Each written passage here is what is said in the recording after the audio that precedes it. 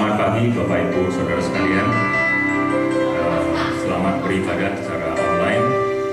Minggu ini kita memperingati Hari Paskah, ya, di mana kita mengingat bahwa Yesus bangkit dari kematiannya yang sementara. Kita bersyukur kita memiliki Tuhan yang luar biasa, Tuhan yang mengalahkan maut. Mari kita berdoa. Bapak Surgawi, kami bersyukur ya Bapak, kami boleh berada di awal minggu yang baru ini. Kami bersyukur untuk segala sesuatu yang baik yang Kau berikan kepada kami. Kami bersyukur memiliki Allah yang sungguh baik di dalam kehidupan kami. Kami tahu Engkau Allah yang tidak pernah meninggalkan kami. Engkau Allah yang berperang bagi kami. Engkau Allah yang selalu ada untuk kami. Dan pertolongan-Mu tidak pernah terlambat ya Tuhan. Di tengah-tengah masalah virus corona yang menakutkan ini ya Tuhan, kami tahu Engkau Allah adalah benteng pertahanan kami. Engkau Allah adalah tabib agung kami. Dan Engkau Allah yang melepaskan kami dari segala sakit penyakit. Sebabnya pada pagi hari ini ya Tuhan, kami datang ke hadirat-Mu. Kami mau memuji, memuliakan nama-Mu. Sebab Engkau Allah yang sungguh baik di dalam hidup kami. Terima kasih Bapa. Inilah kami anak-anak-Mu yang siap untuk memuji-muji Engkau, menyembah-Mu, dan mendengarkan firman-Mu. Hanya di dalam nama Yesus Kristus, nama yang penuh kuasa. Mari semua bersama kita katakan, amin.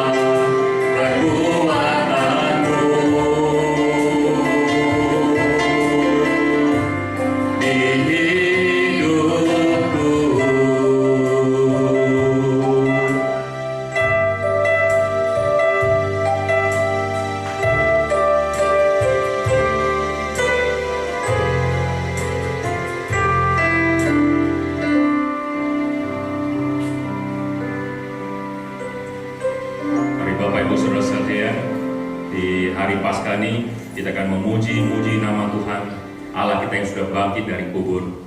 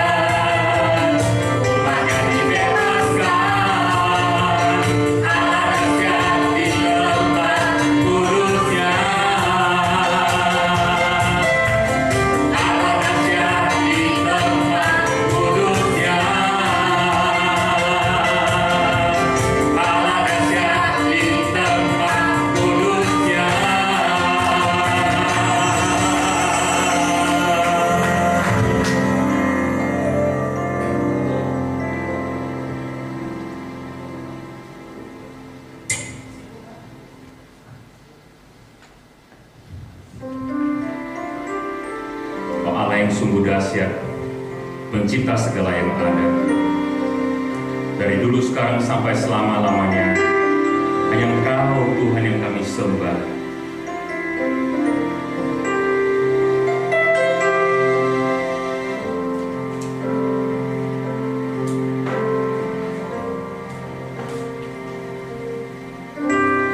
Betapa dahsyat Engkau Tuhan, pencipta segala yang ada.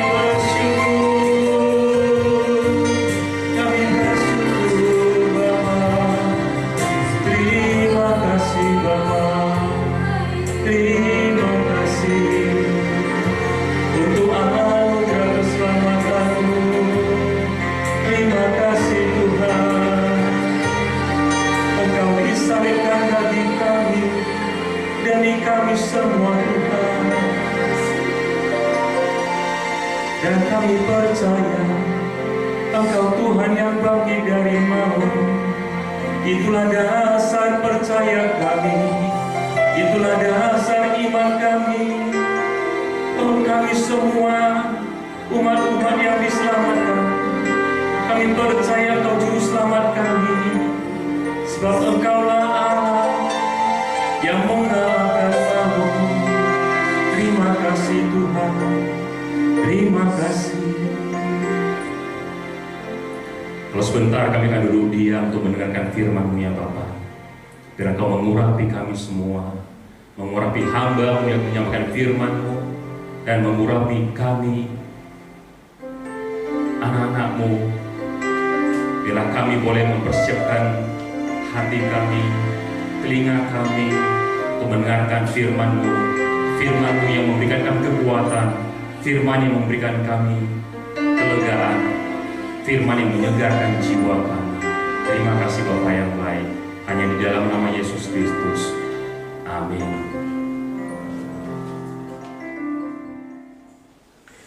Ya, haleluya. Di siang hari ini kita dalam rangka memperingati atau mengenang, merayakan peristiwa kebangkitan Yesus Kristus. Kebangkitan secara ragawi, saudaraku, bukan hanya kebangkitan secara spiritual, kebangkitan secara fisik, bangkit dari kematian. Dan hari ini saya akan berkhotbah dari Injil Lukas pasal yang ke-24 tentang ada dua orang murid yang kembali ke Emmaus pada hari kebangkitan itu. Sebelum kita mendengarkan firman Tuhan, marilah kita berdoa. Terima kasih ya Tuhan, jikalau siang hari ini di tengah keadaan yang tengah kami hadapi, tantangan yang sedang kami ada di sekitar kami merayakan, kami mengingat peristiwa kebangkitan Kristus. Dan kami percaya kebangkitan itu juga menginspirasi kebangkitan bagi kami. Pada siang hari ini kami mau dengarkan sabda-Mu. Kami percaya sabda Tuhan tidak akan pernah kembali dengan sia-sia. Berbicaralah kepada kami ya Tuhan. Kami semuanya siap mendengarkannya. Di dalam nama Tuhan Yesus kami berdoa. Haleluya. Amin. Kita akan membuka Alkitab kita dari Injil Lukas. Lukas pasal yang ke-24 ayat 13. Demikian firman Tuhan. Pada hari itu juga dua orang dari murid-murid Yesus pergi ke sebuah kampung bernama Emmaus yang terletak kira-kira 7 mil jauhnya dari Yerusalem. Pada hari itu juga, maksudnya pada hari kebangkitan Yesus itu. Ayat 14. Dan mereka bercakap-cakap tentang segala sesuatu yang telah terjadi. Ketika mereka sedang bercakap-cakap dan bertukar pikiran, datanglah Yesus sendiri mendekati mereka, lalu berjalan bersama-sama dengan mereka. Ayat 16. Tetapi ada sesuatu yang menghalangi mata mereka, sehingga mereka tidak dapat mengenal Dia, tidak dapat mengenal Yesus. Saya berkhotbah dari ayat yang ke-16 ini tentang sesuatu yang menghalangi mata mereka sehingga mereka tidak dapat mengenal Yesus. Kerinduan saya supaya kita pun sekiranya ada sesuatu yang menghalangi pikiran kita, menghalangi itu mungkin berupa konsep-konsep kita, menghalangi itu mungkin berupa hal yang lain, itu juga akan ditanggalkan pada hari ini tatkala kita mendengarkan firman ini. Coba kita lihat gambar ini saudaraku. Ini ada orang yang memegang matanya gitu ya. Ada sesuatu pada mata, ada problem pada mata. Tapi sebetulnya yang kita mau bicarakan ini bukan soal mata secara fisik yang bermasalah, tapi ada soal lebih daripada itu. Saudara, gambar yang kedua ini coba kita lihat juga sedikit ilustrasi ya. Dua orang anak bercakap-cakap, yang seorang berkata, "Masa kamu lupa?" Si cowok itu berkata, aduh siapa ya gitu. Temannya sendiri tidak dikenalnya. Apalah misalnya yang akan terjadi saudaraku sekiranya begini. Kita baru keluar dari rumah kita. Beberapa lama kita di luar. Kemudian kita pulang ke rumah. Tiba-tiba orang yang di rumah kita, istri kita, anak-anak kita, ketika kita buka, kita ketok pintu, mereka membukanya dan menjawab, "Siapa ya?" Padahal itu kita sendiri. Saudaraku, ada sesuatu masalah. Kenapa orang yang semestinya mereka sudah kenal tidak dikenal? Ada masalah apa dengan ini? Saudaraku, saya mau pada perayaan ini jangan kita juga sekedar merayakan Paskah, tapi sebetulnya kita tidak memahami maknanya. Jangan sampai kita merayakan Paskah bergeser makna.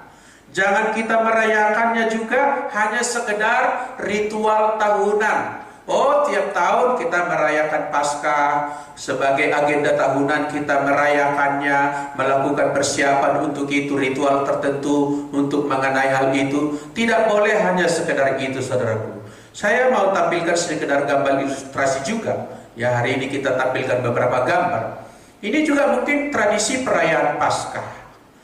Ada beberapa tempat di muka bumi ini di mana pada hari raya Paskah orang-orang percaya itu merelakan dirinya digiring di jalanan dengan memikul salibnya dan kemudian benar-benar disalibkan walaupun tidak sampai mati.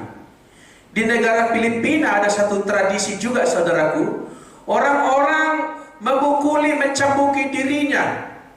Disediakan semacam cambuk yang berkait begitu, lalu memukulinya begitu rupa supaya mereka seperti mengidentifikasi diri sebagaimana Yesus telah menderita pada waktu itu.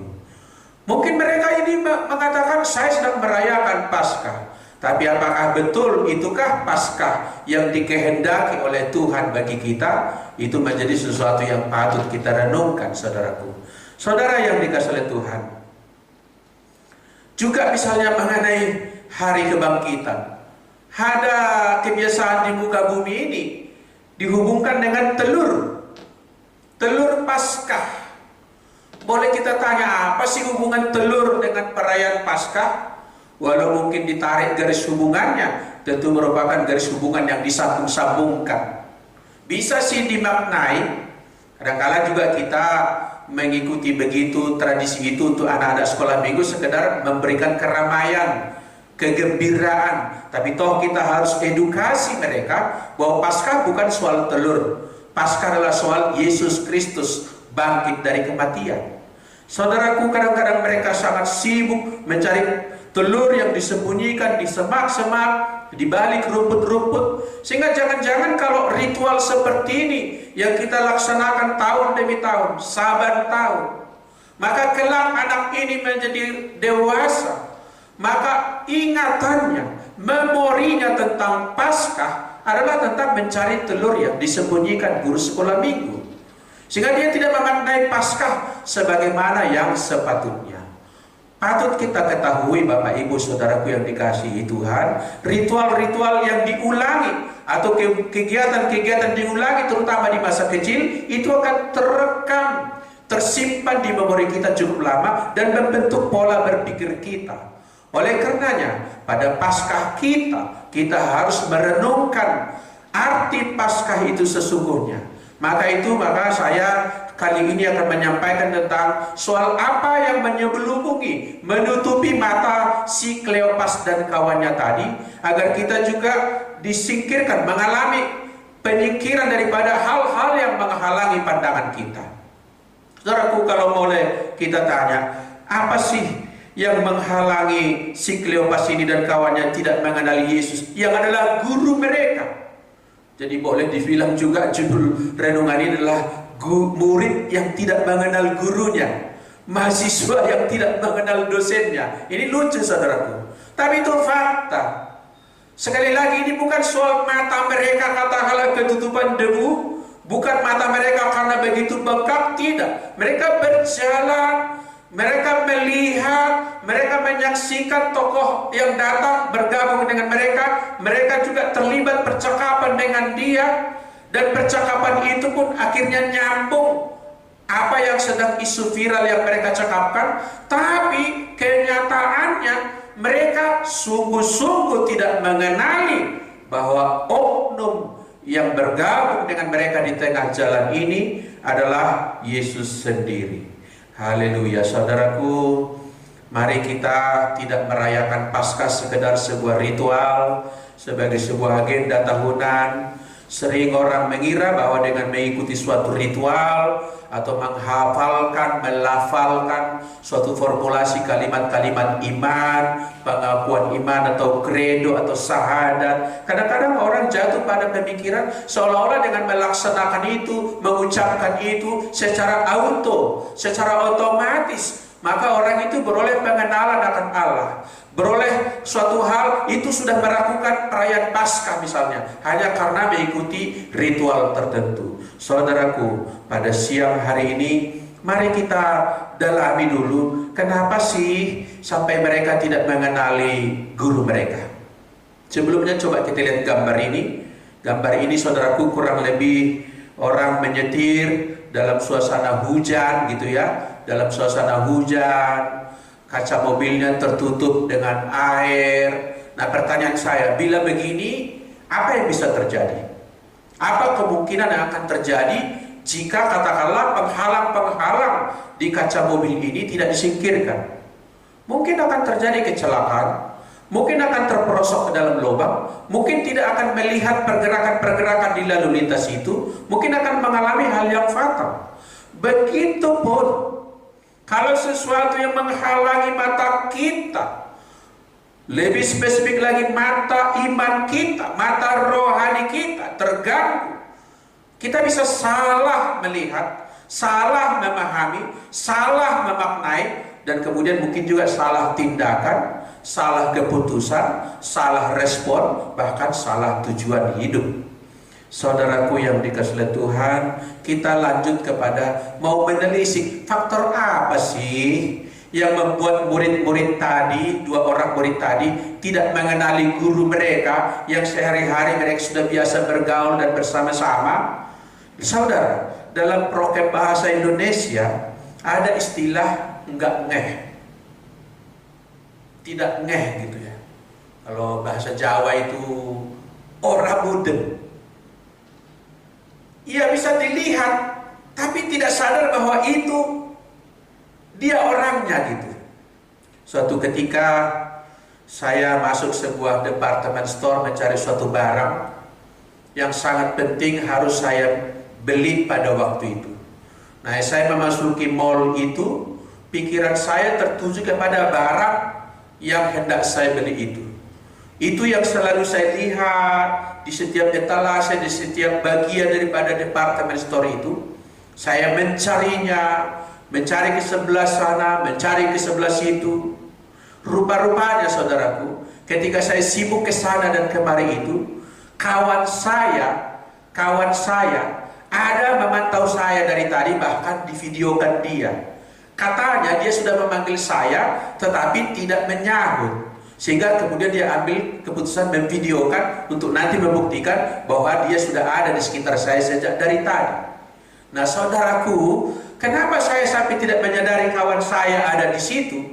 Karena saya mungkin sedang fokus kepada hal yang lain, konsentrasi kepada hal yang lain, sehingga hal-hal yang sekitar itu saya kurang peduli, saya kurang waspada. Nah, demikian juga para murid-murid ini, kalau sampai tidak mengenali gurunya yang sudah berjumpa beberapa hari sebelumnya, dan bahkan juga mereka turut menyaksikan peristiwa eksekusi di Golgota itu, maka ini pasti ada sesuatu yang sangat penting, ada sesuatu yang sangat menjadi masalah bagi mereka, sampai-sampai mereka sudah bercakap-cakap, mereka sudah berbincang-bincang, ada bertukar pikiran, tetapi tetap saja dalam perjalanan kurang lebih 10 km itu mungkin memakan waktu 2 jam. Masa dalam 2 jam itu tidak sadar-sadar juga bahwa itu adalah rabi mereka? Ini menjadi masalah yang serius, saudaraku.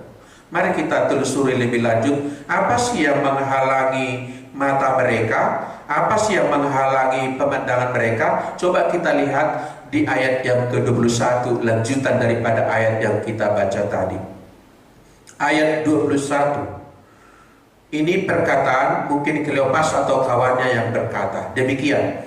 Padahal kami dahulu mengharapkan bahwa dialah yang datang untuk membebaskan Israel. Dia itu maksudnya Yesus. Tetapi sementara itu telah lewat 3 hari sejak semuanya itu terjadi. Tetapi beberapa perempuan dari kalangan telah mengejutkan kami. Pagi-pagi buta mereka telah pergi ke kubur dan tidak menemukan mayatnya. Lalu mereka datang dengan berita bahwa telah kelihatan kepada mereka malaikat-malaikat yang mengatakan bahwa ia hidup. Dan beberapa teman kami telah pergi ke kubur itu dan mendapati bahwa memang benar yang dikatakan perempuan-perempuan itu, tetapi dia, yaitu Yesus, tidak mereka lihat. Saudaraku, sudah pun ada yang bersaksi, sudah ada yang mengatakan bahwa mereka tidak menemukan Yesus dalam kubur. Tetapi toh kedua orang ini dalam nada kekecewaannya, dalam nada karena suatu harapan yang tidak terwujud, dengan perkataan mereka tadi, padahal kami dahulu mengharapkan bahwa Dia yang datang untuk membebaskan bangsa Israel, dan kenyataannya tokoh yang diharapkan sudah meninggal, maka seperti mereka kecewa lalu pulang balik ke daerah mereka di Emmaus. Kenapa sampai di tengah jalan tadi tidak mengenali mereka? Sebetulnya dari perkataannya itu sudah mengindikasikan, memberikan petunjuk ada soal apa menghalangi pandangan mereka. Ialah soal salah pengharapan. Pengharapan mereka adalah Yesus sebagai tokoh politik, Yesus sebagai tokoh negarawan yang akan memobilisasi kekuatan, yang akan mengerahkan potensi bangsa mereka untuk melawan dan mengusir penjajah waktu itu, yaitu Romawi. Itu yang mereka harapkan. Sehingga ketika Yesus sudah mati, harapan mereka ini pupus, batal dengan sendirinya, gagal sebelum mekar, maka mereka kecewa. Nah, sekarang Yesus berjalan bersama dengan mereka, tidak mereka kenali. Kenapa? Karena mereka sedang dilanda oleh kekecewaan. Rumus kecewa, saudaraku, sebenarnya sederhana. Kecewa artinya adalah kenyataan tidak sesuai dengan harapan. Kecewa adalah buah dari kenyataan, fakta yang ada tidak sesuai dengan harapan. Lalu dalam kekecewaan itu mereka pulang semacam desersi ke Emmaus, sehingga konsentrasi mereka tadi tukar pikiran, bercakap-cakap. Mereka juga menafsirkan peristiwa-peristiwa yang baru saja terjadi dalam nada kekecewaan itu.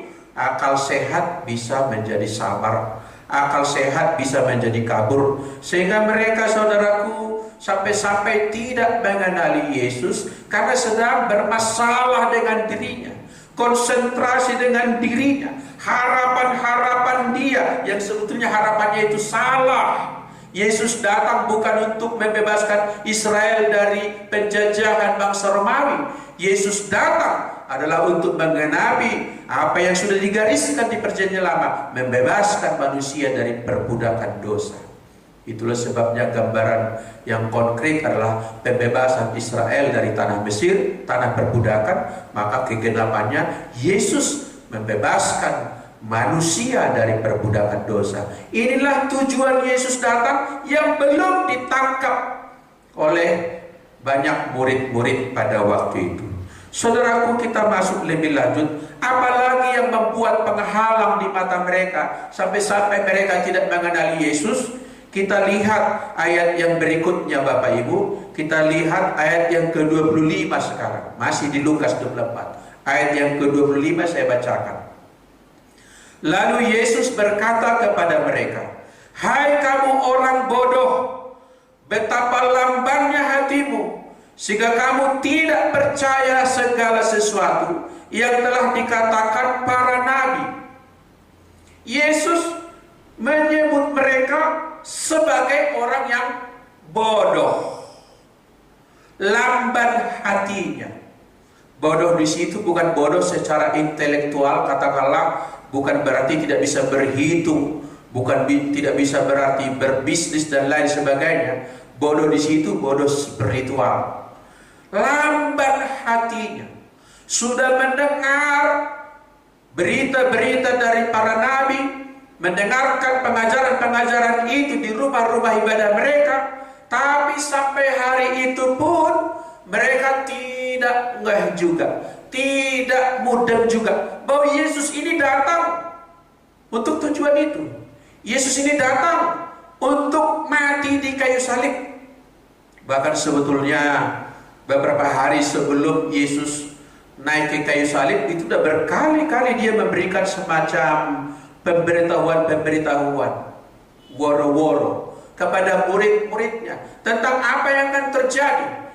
Yesus antara lain berkata, "Aku akan ke Yerusalem di sana aku akan disiksa, dianiaya, dan dibunuh oleh tua-tua, imam-imam kepala, dan lain sebagainya.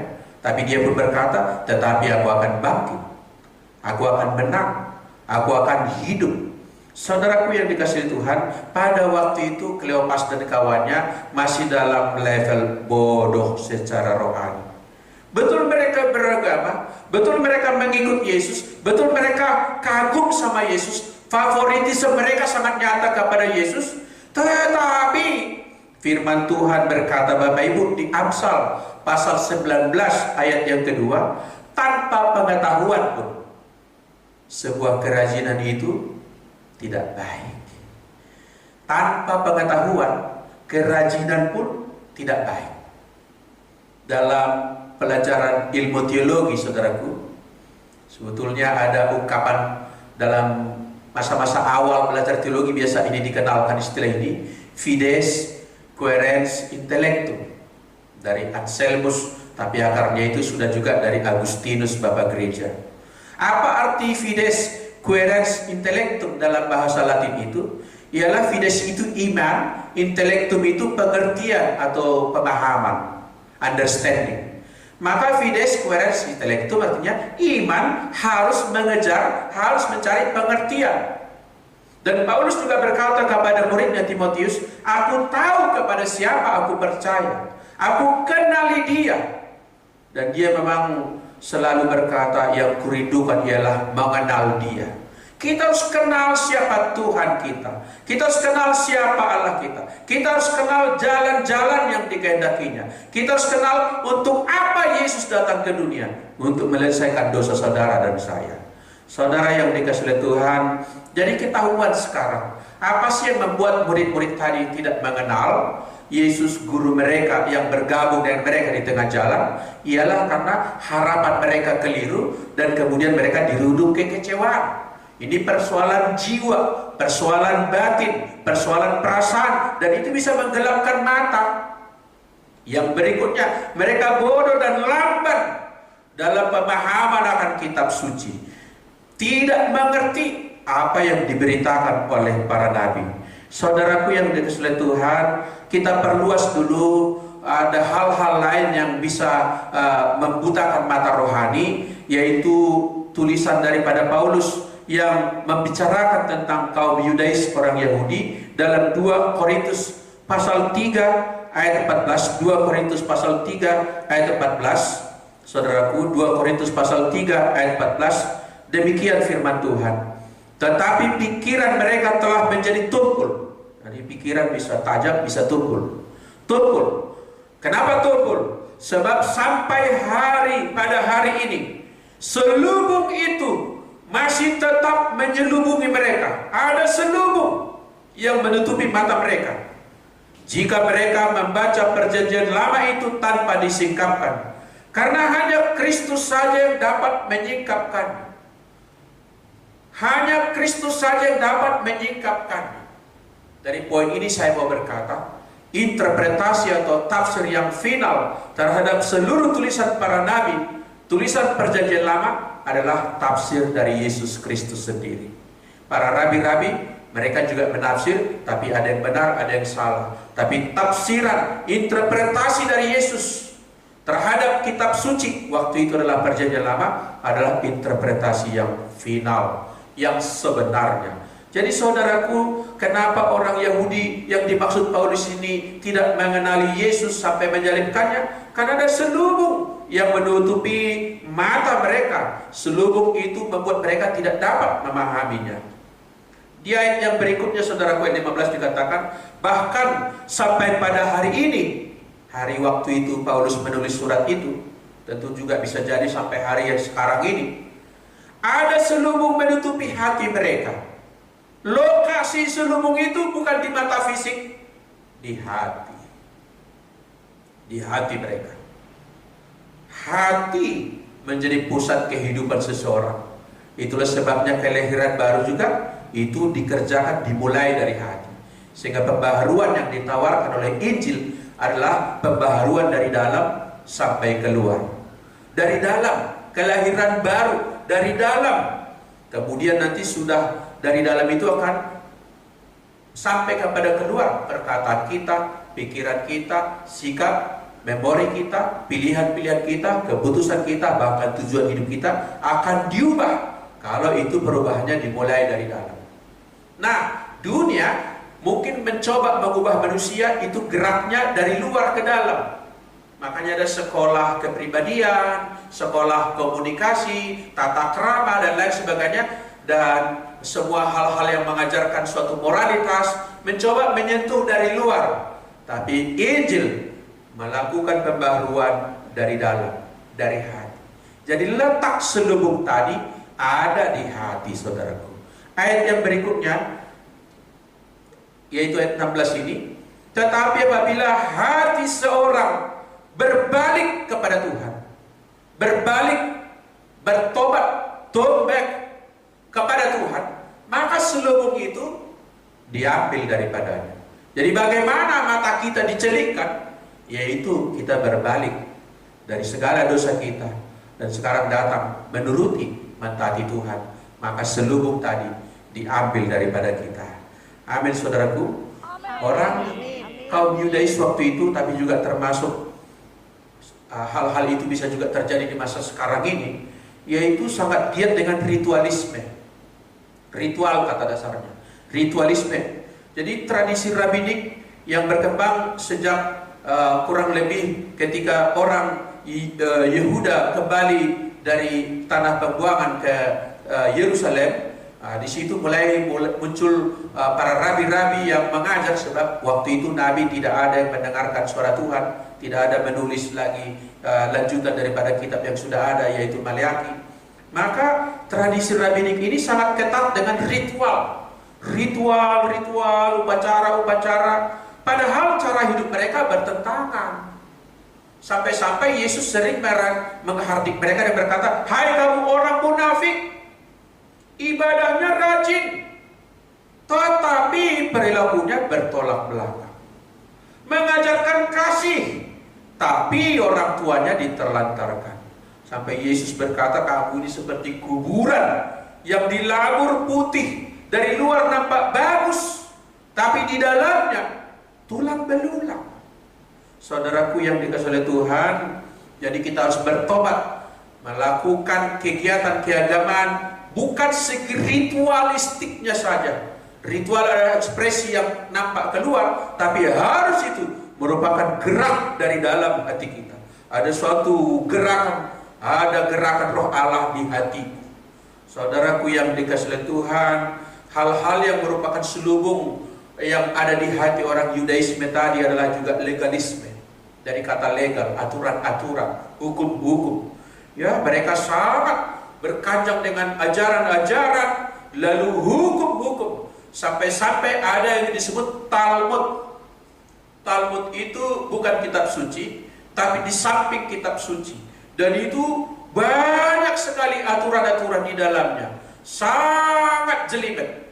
Talmud itu, ada pakar berkata, ibarat lautan yang luas, tiada batasnya. Semua diatur, aturan-aturan yang sangat detail itu. Tetapi kenyataannya kerohanian mereka garing. Suatu ketika Yesus memberikan perumpamaan tentang, bukan perumpamaan, tapi saya percaya itu kejadian nyata yang diceritakan oleh Yesus, yaitu ada seorang yang sekarat, berdarah-darah, terluka, sudah dying gitu ya, sudah hampir mati. Hartanya dijarah, dia dibegal, dan dalam keadaan terluka tergeletak di pinggir jalan. Maka pada waktu itu lewat seorang imam.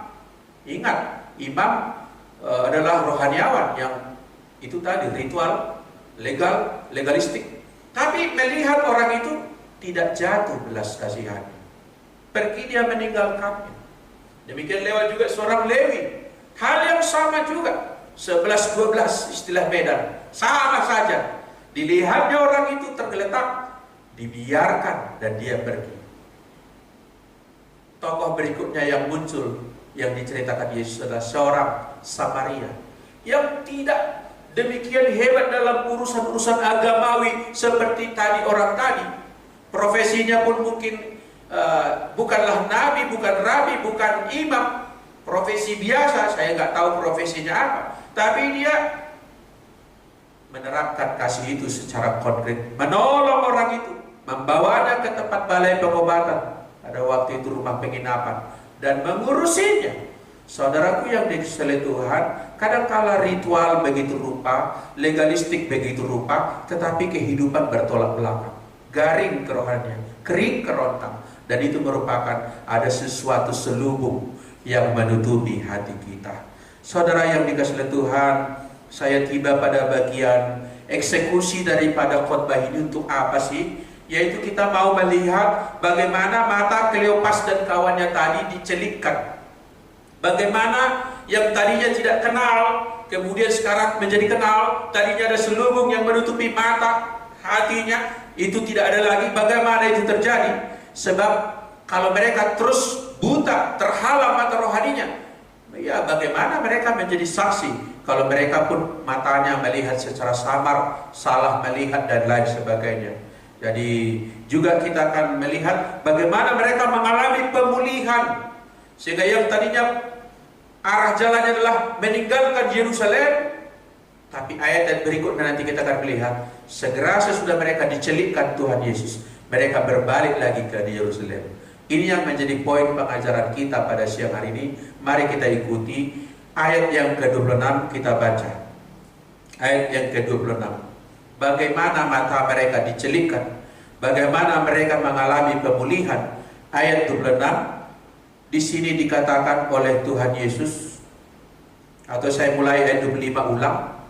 Lalu ia berkata kepada mereka, "Hai kamu orang bodoh, betapa lambannya hatimu, sehingga kamu tidak percaya segala sesuatu yang telah dikatakan para nabi. Bukankah Mesias harus menderita semuanya itu untuk masuk ke dalam kemuliaannya?" Itu harus begitu ya. Mesias yaitu Yesus harus masuk ke dalam penderitaan, kemuliaannya melalui penderitaan. Ayat 27. Lalu ia menjelaskan kepada mereka apa yang tertulis tentang dia, menunjuk dirinya tentu, dalam seluruh kitab suci, mulai dari kitab-kitab Musa dan segala kitab nabi-nabi. Jadi bagaimana mereka mengalami proses pencelikan mata mereka? Yang pertama di sini adalah Yesus menjelaskan kepada mereka apa arti daripada kitab suci, apa makna daripada kitab suci. Saudaraku, Alkitab kita adalah sudah tambah perjanjian baru, pada waktu itu hanya perjanjian lama itu. Kitab suci itu seperti sumur yang tidak pernah kering, tidak pernah habis-habisnya memberikan kekayaan pengajaran bagi gereja, bagi kita yang percaya, bagi semua orang membacanya, kalau membacanya dengan tujuan yang benar. Nah, seluruh tulisan-tulisan di perjanjian lama maupun perjanjian baru menyingkapkan, membukakan tentang siapakah Allah itu, tentang siapakah Tuhan Yesus itu. Jadi bagaimana Kleopas dicelipkan? Yaitu Yesus mengajarkan kepada mereka kitab suci bersama dengan pengertiannya. Jadi saudaraku, jangan sampai kita merayakan Paskah ini sekedar mengikuti arus, ya ini agenda tahunan, apalagi yang fatal mengikuti arus dunia, melakukan ritual-ritual yang sebetulnya jauh dari makna Paskah itu sendiri. Maka bagaimana kita berbalik kepada kebenaran? Ialah kita belajar Alkitab. Saudaraku, di masa stay at home ini, yaitu di rumah saja ini, saya kira tidak punya alasan lagi kita, saudaraku, berkata tidak ada waktu untuk belajar Alkitab. Ada banyak waktu kita, gunakanlah ini. Jangan membicarakan virus corona dalam hal negatifnya saja. Coba temukan sisi-sisi positif daripada situasi ini. Termasuk dalam hal ini, gunakanlah waktumu, pergunakanlah waktumu untuk mempelajari kitab suci. Saya percaya ketika kita membaca dan merenungkannya, Roh Allah membukakan kebenaran bagi kita. Ada amin, saudaraku? Haleluya. Saudaraku, jadi poin pertama adalah penting mempelajari kitab suci. Yang kedua, ayat yang ke-28. Mereka mendekati kampung yang mereka tuju. Lalu Yesus berbuat seolah-olah hendak meneruskan perjalanannya. Tetapi mereka sangat mendesaknya, katanya, tinggallah bersama-sama dengan kami, sebab hari telah menjelang malam dan matahari hampir terbenam. Lalu masuklah Yesus untuk tinggal bersama-sama dengan mereka. Apa yang saya petik dari kedua ayat ini adalah satu hal, saya kagum kepada Kleopas dan kawannya ini. Kekaguman saya itu ialah, tadi kan Yesus sudah menyebut mereka, bodoh kamu, lambat hatimu. Tapi meskipun begitu, saudaraku, mereka tetap saja menghormati orang yang berjalan dengan mereka ini, dan karena sudah malam mengajaknya untuk singgah dan tinggal di rumah mereka. Cukup banyak orang, saudaraku, kalau dikoreksi malah membuat jarak. Tapi Kleopas tidak terhalang dengan itu semua. Saya melihat ini model pembelajar yang hebat, yang patut kita tiru. Kadang-kala sebuah teguran, pada saat kita mendengarkannya, pada saat itu sampai kepada kita, ada ketidaknyamanan, ada ketidaksukaan, tapi jangan itu menghalangi hubungan kita terhadap orang yang menegur kita. Ada amin, saudaraku? Perbedaan itu biasa saja. Perbedaan itu, apalagi teguran, itulah berkat. Sama-sama katakan, teguran adalah berkat. Teguran adalah berkat. Jadi jangan kita membenci yang menegur kita. Ini kesalahan ini. Tegurannya tidak kita terima, orangnya kita benci. Dua salahnya, saudaraku. Saudaraku yang dikasihi oleh Tuhan, saya kagum pada Kleopas. Nah, saya masuk kepada kemudian diajaknya Yesus masuk ke dalam rumah. Begini Bapak Ibu, rumah bukan hanya tempat berteduh dari panas, dari hujan, dari malam. Bukan hanya tempat berkumpul. Bukan. Rumah menurut Ulangan 6 ayat 6 sampai 9, saya bacakan Ulangan pasal 6. Demikian Bapak Ibu, Ulangan pasal 6 ayat 6 sampai 9 saya bacakan. Apa yang kuperintahkan kepadamu pada hari ini haruslah engkau perhatikan. Haruslah engkau mengajarkannya berulang-ulang kepada anak-anakmu dan membicarakannya apabila engkau duduk di rumahmu. Perhatikan, di rumahmu. Apabila engkau sedang dalam perjalanan, apabila engkau berbaring, ini juga mungkin di rumah, dan apabila engkau bangun.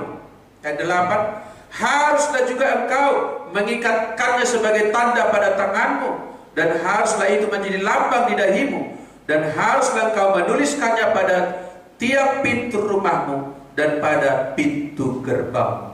Dari ayat-ayat ini saya simpulkan Bapak Ibu, fungsi rumah salah satunya adalah sebagai basis pengajaran iman. Sebagai basis pengajaran iman, sebagai tempat untuk beribadah. Itulah sebabnya di masa wabah corona ini saya memperkenalkan suatu semboyan, let every home worship. Biarlah juga setiap rumah menyembah. Momentumnya begini, jangan kita mengeluh. Jadikan rumah kita menjadi rumah ibadah, rumah tempat belajar, rumah tempat bersekutu, rumah menjadi fungsi yang maksimal. Bukan hanya tempat berteduh dari panas dan hujan, tapi rumah harus menjadi tempat pembelajaran. Kleopas mengalami penculikan, lokasinya di rumah, saudaraku. Di jalan tadi sudah dimulai, tapi sekarang di rumah. Yesus ada di rumah mereka. Jadikanlah Yesus kepala di rumahmu. Amin. Ya, memang Bapak kepala rumah tangga, atau ibu yang sudah single parent, engkau adalah kepala rumah tangga.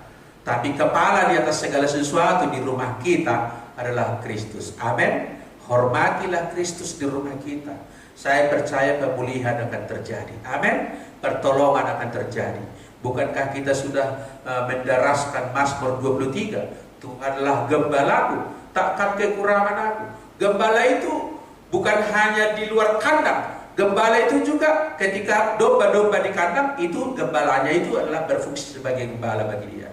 Jadi rumah adalah tempat bagi Yesus mengajar kita. Amin. Tentu saja dalam doktrin gereja atau dalam ilmu eklesiologi, maka mimbar gereja adalah pusat pengajaran.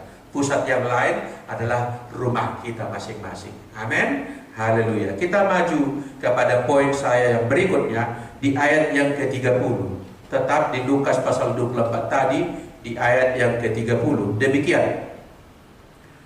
Waktu ia duduk makan dengan mereka di rumah ya. Waktu ia duduk makan dengan mereka, perhatikan. Ia mengambil roti, mengucap berkat, lalu memecah-mecahkannya dan memberikannya kepada mereka. Ayat 31. Ini luar biasa, saudara.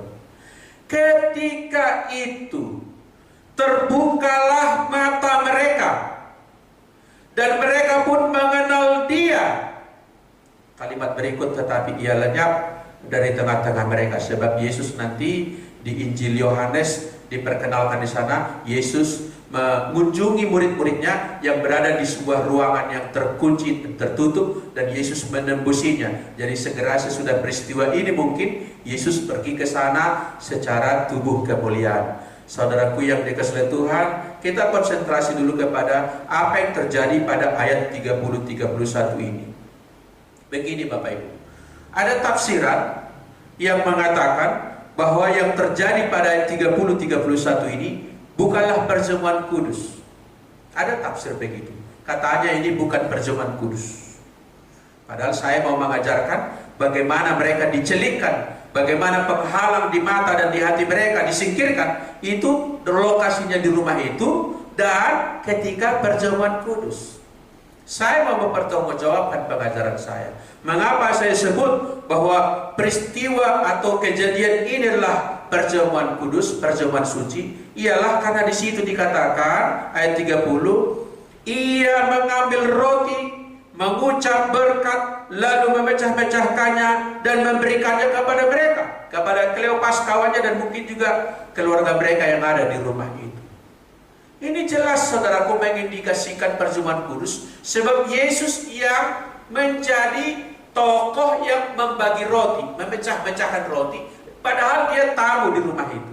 Kalau itu makan biasa, mestinya tuan rumahlah yang membagikan makanan. Maka saya percaya peristiwa yang terjadi pada malam itu di rumah Kleopas atau mungkin rumah kawannya, saya nggak tahu persis juga, maka itu adalah perjamuan kudus. Artinya apa saudaraku? Perjamuan kudus yang benar menyingkapkan Kristus. Perjamuan kudus yang benar menyingkapkan Kristus. Kita tahu hakikat perjamuan kudus adalah persekutuan dengan tubuh dan darah Kristus. Persekutuan itu persatuan. Dengan apa? Tubuh dan darah Kristus. Dengan diri Yesus Kristus sendiri secara spiritual tentunya. Mari kita baca ayat berikut. Yohanes pasal 6. Yohanes pasal 6 ayat 55. Yohanes pasal 6 ayat 55. Demikian saudaraku. Sebab dagingku adalah benar-benar makanan. Ini dari mulut Yesus kalimat ini. Yaitu dagingku adalah benar-benar makanan dan darahku adalah benar-benar minuman. Benar-benar makanan, benar-benar minuman. Barang siapa makan dagingku dan minum darahku, ia tinggal di dalam aku dan aku di dalam dia. Inilah tadi hakikat perjamuan kudus. Persekutuan dengan Yesus Kristus, persekutuan dengan tubuh dan darahnya. Tentu logis sekali jika kita bersekutu dengan dia, lekat erat dengan dia, maka saya percaya banyak penyingkapan yang akan diberikan kepada kita. Makin dekat kita dengan rabi kita, makin dekat kita dengan guru kita. Saudaraku, saya mempunyai seorang dosen yang sangat murah hati menurut saya, yaitu meskipun saya mahasiswanya, tapi kami sering bercakap-cakap, saudaraku. Bercakap-cakap begitu tanpa seperti ada jarak yang formal, beliau dosen dan saya mahasiswa. Tidak begitu. Dan karena saya dekat dengan beliau itu, banyak hal-hal yang besar, konsep-konsep yang luar biasa saya serap daripadanya. Beda kalau saya tidak pernah bercakap-cakap dengan sang dosen tadi. Barangkali yang saya serap hanya yang disampaikannya di ruang kelas, saudaraku. Jadi kalau kita bersekutu dengan Kristus lewat perjamuan kudus secara benar, dengan cara yang benar, saya percaya rohani kita akan mengalami lompatan-lompatan, kemajuan-kemajuan, pertumbuhan rohani seimbang dengan kedekatan kita dengan Yesus Kristus. Katakan amin, saudara. Haleluya, haleluya. Ayat yang berikutnya, ini poin terakhir, bagaimana mereka dicelikkan dan apa kemudian akibatnya. Bagaimana mereka dipulihkan dari tadi kecewa dan sekarang tidak kecewa lagi. Kita lanjutkan bacaan tadi, saudaraku, di Lukas pasal 24 tadi, yaitu ayat 31. Saya ulang, ketika itu, ketika apa? Ketika perjamuan tadi, terbukalah mata mereka dan mereka pun mengenal Dia. Saya lompat langsung ke 32. Kata mereka seorang kepada yang lain, bukankah hati kita berkobar-kobar ketika Ia berbicara dengan kita di tengah jalan, dan ketika Ia menerangkan kitab suci kepada kita? Ayat 33. Lalu bangunlah mereka. Kata bangun di situ bangkit, bukan bangun dari tidur, belum tidur ini. Lalu bangunlah mereka dan terus kembali ke Yerusalem malam itu juga. Going back to Jerusalem. Di situ mereka mendapati ke-11 murid itu. Nanti di sana Yesus juga memasuki ruangan di mana mereka mengunci diri itu. Mereka sedang berkumpul bersama-sama dengan teman-teman mereka. Kata mereka itu, sesungguhnya Tuhan telah bangkit. Nah, ini dia, dalam persekutuan itu ada pernyataan luar biasa. Sesungguhnya Tuhan telah bangkit dan telah menampakkan diri kepada Simon. Itu komunike mereka, kesaksian mereka, keyakinan mereka. Ayat 35. Lalu kedua orang itu pun, yaitu Kleopas tadi dan kawan, menceritakan apa yang terjadi di tengah jalan dan bagaimana mereka mengenal Dia pada waktu Ia memecah-mecahkan roti, alias perjamuan kudus. Saudaraku, nyata sekarang sesudah mata mereka dicelikkan, mata mereka dibuka, penghalang disingkirkan, pemulihan terjadi, mereka tidak kecewa tadi.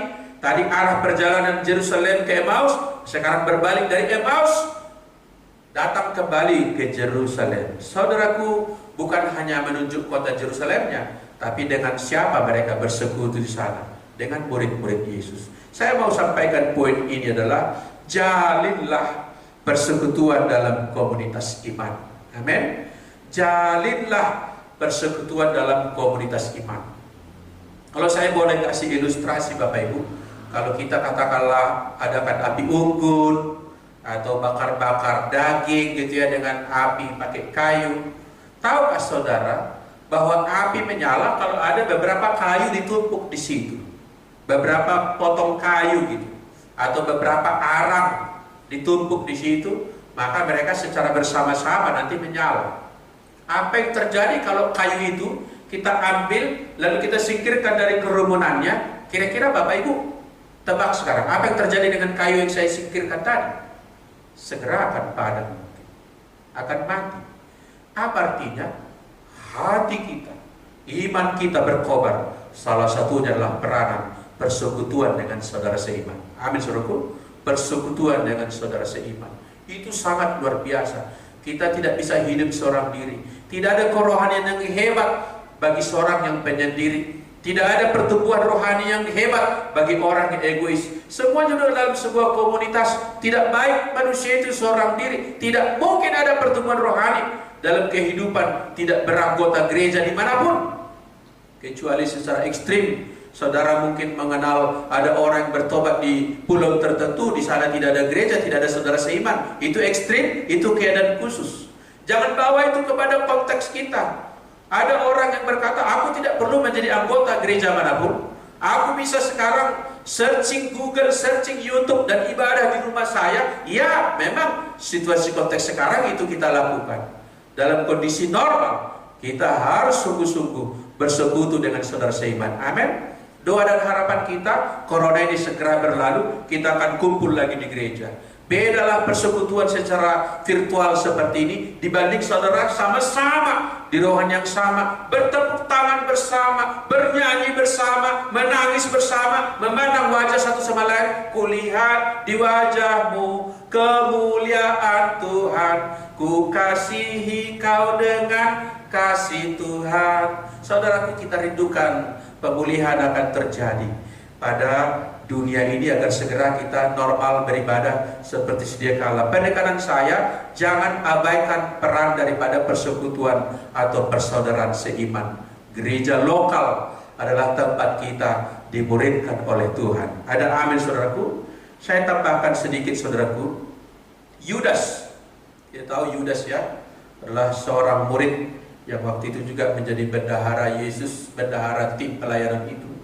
Kemudian ketika dia berdosa, yaitu ceritanya sudah kita tahu, sesudah dia sadar, menyesal bahkan uang yang diterimanya itu dicampakkannya, sempat dikembalikannya tapi orang itu tidak mau, maka dilemparkannya.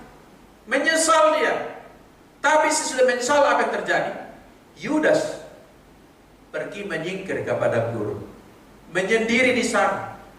Dan apa yang terjadi saudaraku? Bunuh diri dia. Setan suka saudara pergi menjauh daripada komunitasmu, dan situ banyak hal yang buruk akan terjadi. Berbeda dengan Petrus. Petrus juga nggak kecil dosanya saudaraku. Orang yang tadinya bombastis, aku siap di penjara dan mati karena engkau, katanya kepada Yesus. Tapi belum saudaraku lama dari peristiwa bombastis kesaksian dia itu. Ketika malam itu dia sedang di dekat perapian, ada ibu-ibu berkata, dia ini juga orang Galilea. Langsung dia berkata, apa yang kau katakan? Aku tidak tahu apa maksudmu, katanya.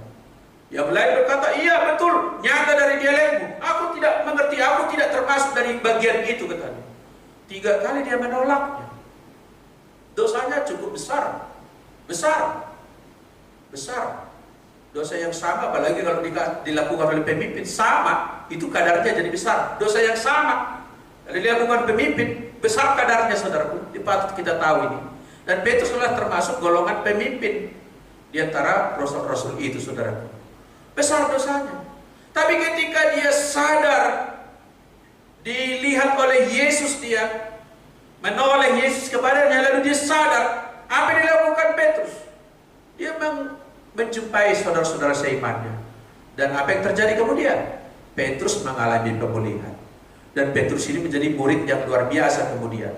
Dan sampai dia menuliskan warisannya juga, yaitu kitab Petrus, saudaraku, 1 dan 2 Petrus. Luar biasa saudaraku, peranan daripada persekutuan orang percaya. Maka saudaraku, seperti Kleopas tadi berbalik kepada Yerusalem bersama dengan saudaranya, begitulah kita. Kalau kita mau mengalami pertumbuhan rohani, kita harus memiliki komunitas persekutuan dalam iman. Amin saudaraku, haleluya. Saya simpulkan kebenaran firman Tuhan bagi kita di hari Paskah ini. Bapak Ibu, sesuatu penghalang di mata kita, letaknya itu ada di hati kita, mungkin juga di pikiran kita, itu harus kita singkirkan. Poin saya tadi sudah saya sampaikan. Maka saudaraku, bahwa kita harus belajar kitab suci. Kita harus menjadikan Kristus kepala di rumah kita. Kita juga harus melakukan perjamuan kudus. Sebentar lagi kita juga akan melaksanakannya. Dan kita harus membangun persekutuan dalam persaudaraan iman. Amin saudaraku. Kalau itu yang ada pada kita, saya percaya kita akan mengalami celik rohani, sehingga kita melakukan tradisi pelayanan kita, ritual-ritual ibadah dan perayaan-perayaan kita dengan cara yang benar, dengan tujuan yang benar. Nama Tuhan dipermuliakan, berkatnya tercurah atas kita. Amin saudaraku, marilah kita berdoa. Haleluya. Terima kasih ya Tuhan Yesus. Pada siang hari ini kami gumuli firman yang dituliskan oleh Lukas. Kiranya ini menjadi berkat bagi kami, tentang Kleopas dan kawannya yang sempat tidak mengenali guru mereka, tidak mengenali Yesus yang berjalan bersama dengan mereka. Tapi kemudian dalam proses di mana mereka mengalami pemulihan, ketika Yesus mengajarkan kepada mereka kitab suci dan artinya, dan ketika mereka bersama-sama di rumah dalam suatu perjamuan kudus, dan mereka memiliki persaudaraan, persekutuan iman, maka kami melihat inilah cara bagi kami untuk boleh dicelikkan dari kesesatan kami, dicelikkan dari kegelapan kami, dicelikkan dari kebodohan-kebodohan kami. Berkatilah kami oleh firman-Mu ini Tuhan. Kami bersyukur karenanya. Terpuji-pujilah Engkau ya Tuhan. Di dalam nama Tuhan Yesus Kristus kami berdoa, kami bersyukur. Haleluya. Amin.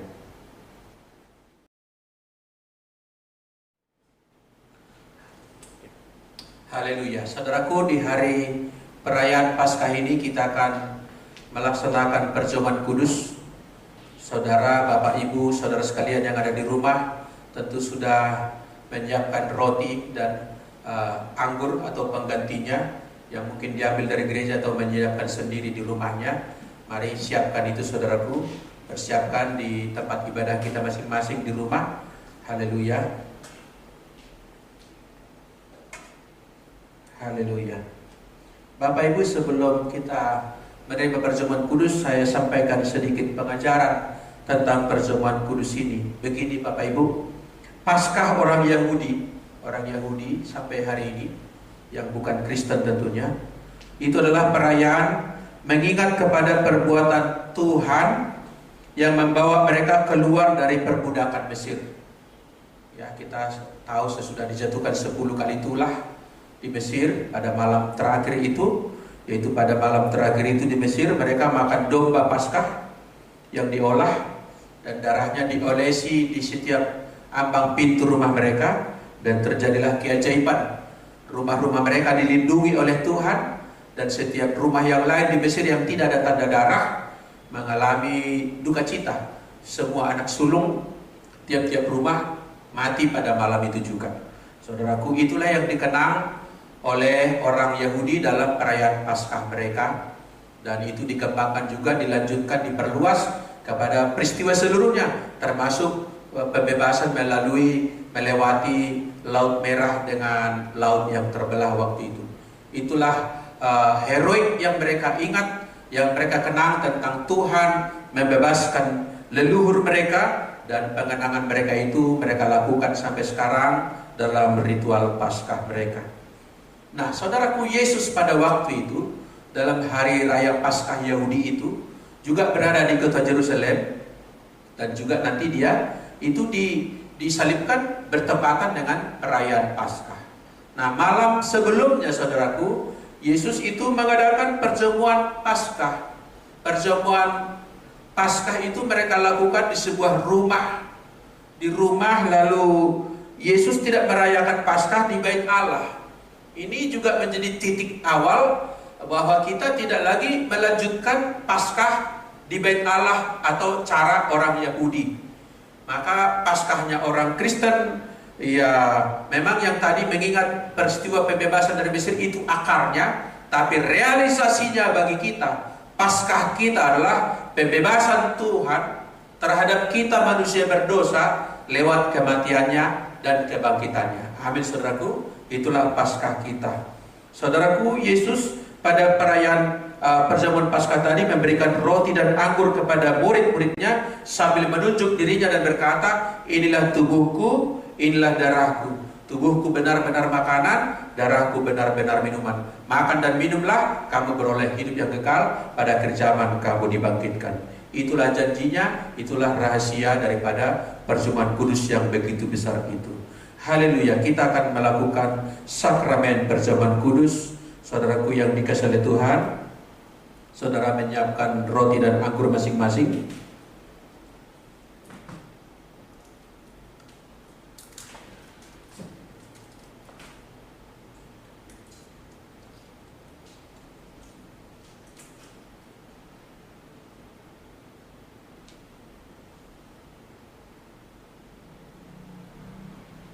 Kita berdoa untuk mencurahkan berkat Allah kepada alat-alat perjamuan kudus kita, itu roti, anggur, atau mungkin roti tawar dengan sirup berwarna merah di rumahmu. Mari kita berdoa. Terima kasih Tuhan, jikalau pada hari ini kami akan memasuki perjamuan kudus, yaitu persekutuan dengan tubuh dan darah Yesus Kristus sendiri. Melalui roti dan anggur ini, maka kiranya Engkau Tuhan mencurahkan berkat-Mu, menguduskannya sehingga di dalam dan melalui roti dan anggur ini, melalui sakramen ini, kami beroleh persekutuan dengan tubuh dan darah Kristus, dan Engkau hadir di tengah-tengahnya. Terpujilah Engkau ya Tuhan, dalam nama Yesus kami berdoa. Amin. Saudaraku, kita akan mengambil roti kita dan kita mengangkatnya di tangan kita. Kita angkat di tangan kanan kita, saudaraku, dan dengarkanlah firman Tuhan yang menguduskannya bagi kita. Kita angkat di atas kepala kita. Demikianlah firman Tuhan. Sebab apa yang telah kuteruskan kepadamu telah aku terima dari Tuhan, yaitu bahwa Tuhan Yesus pada malam waktu ia diserahkan mengambil roti, dan sesudah itu ia mengucap syukur atasnya. Ia memecah-mecahkannya dan berkata, inilah tubuhku yang diserahkan bagi kamu, perbuatlah ini menjadi peringatan akan aku. Tubuh Kristus telah dikorbankan, telah menderita, telah dilukai, telah diperlakukan semau-maunya, dan tubuh itu adalah benar-benar makanan rohani yang memberikan hidup kekal bagi kita. Apakah saudara percaya tubuhnya telah dikorbankan bagimu? Engkau percaya Yesus Kristus adalah utusan Allah, Yesus Kristus adalah Tuhan dan Juru Selamat kita yang hidup? Yang percaya, makanlah, inilah tubuh Kristus yang ajaib.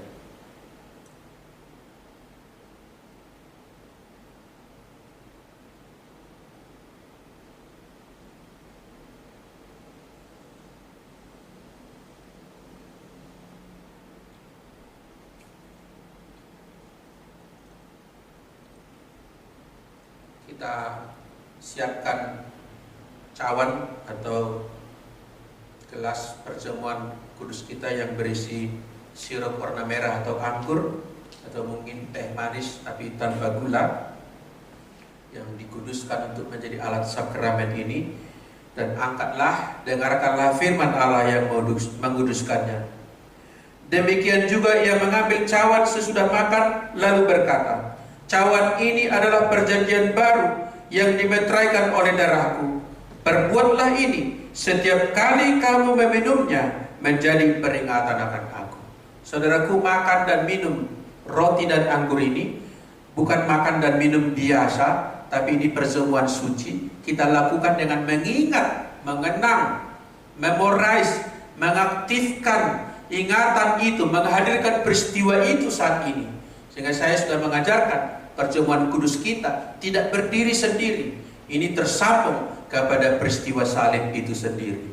Apakah saudara percaya darahnya telah tercurah? Itu adalah untuk penebusan segala dosa-dosa kita, untuk memulihkan kita, menjadikan kita anak Allah, menjadikan kita ciptaan yang baru. Apakah saudara percaya Yesus Kristus adalah Tuhan dan Juru Selamatmu? Yang percaya, minumlah dengan iman. Inilah darah Kristus yang ajaib.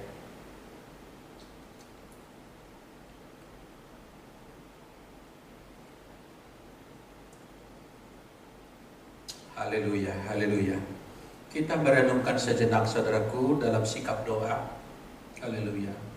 Terima kasih ya Tuhan. Terima kasih. Engkau telah mati. Engkau telah menderita bagi kami. Engkau telah disalibkan. Engkau telah menanggung derita yang seharusnya ditimpakan kepada kami. Engkau menggantikan kami di kayu salib, dan darah cukup untuk memulihkan kami. Darah menebus dan membaharui kami. Terima kasih Tuhan. Engkau rela mati bagi kami. Tidak ada kasih yang lebih besar dibandingkan dengan kasih Kristus yang telah berkorban bagi kami. Terima kasih Tuhan Yesus. Terima kasih. Terima kasih, kami bersyukur. Kami hormat kepadamu. Kami kagum kepadamu. Kami respek atas apa yang Kau kerjakan. Kami mau merendahkan hati di hadapanmu. Kami mau menjadi murid-murid-Mu.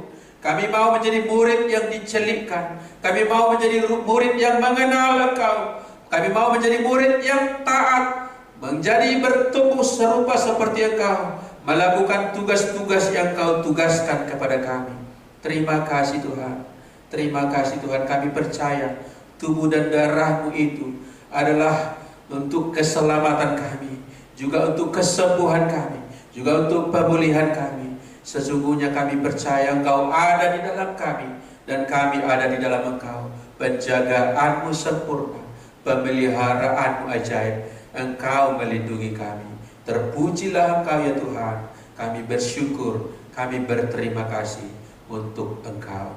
Dalam namamu kami berdoa. Haleluya. Amin.